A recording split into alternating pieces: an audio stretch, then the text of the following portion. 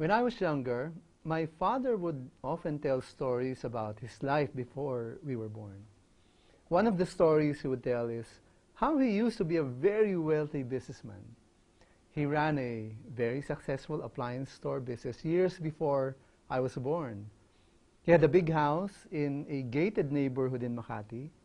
He drove an expensive car, and he lived the high life.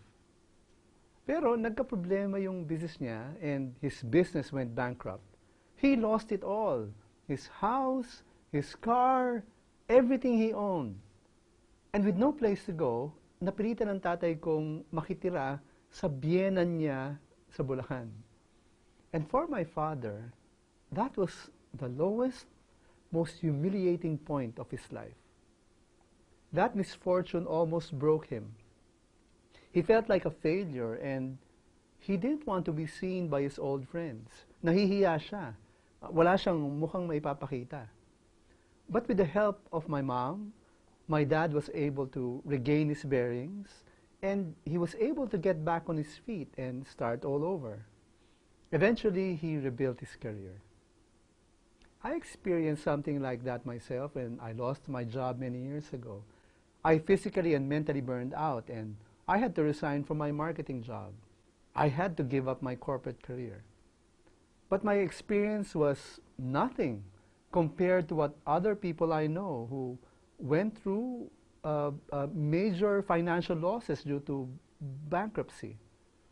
And I cannot imagine what it must have been like for people who lost not only their money, but even their homes due to fire or some calamity.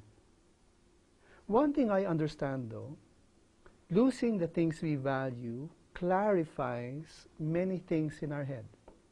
We can never really know how precious something is to us until we lose it. At the same time, loss tends to crystallize the things that are truly of value in life.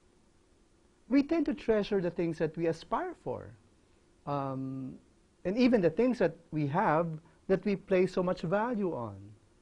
But once we lose them all, and after we've grieved for them for a while, sometimes we realize that what we lost weren't really that valuable after all. We can survive without them. You see, the Bible tells us that in our most natural state, we possess nothing of value in the first place.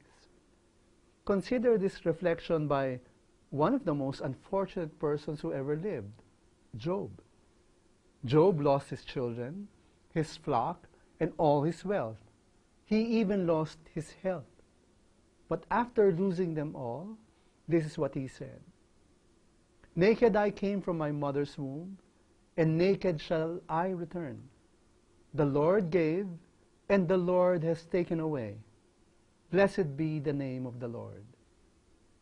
We came to the world with nothing, and we will also leave this world with nothing. So whatever material wealth we have right now, we will leave them all behind when we die. Ownership and possession of material wealth is an illusion. We do not really own these things because we cannot hold on to them beyond death. So it helps to have a clear perspective about wealth and material possessions. We must not cling on to them tightly. We must hold them in our hands very loosely. We thank God if we have them. We can enjoy them and they allow us to accomplish many other things. We are able to bless others through them, perhaps even save someone's life with them.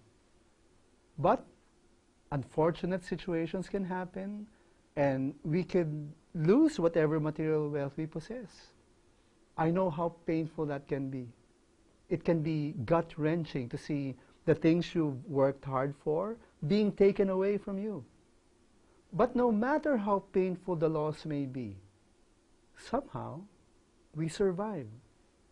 After grieving for our loss, we can start all over, and we may eventually fully recover. Remember, as we develop a more down-to-earth perspective on the nature of wealth and possessions, And as we develop the right attitude in having them, and yes, even losing them, faith matters too.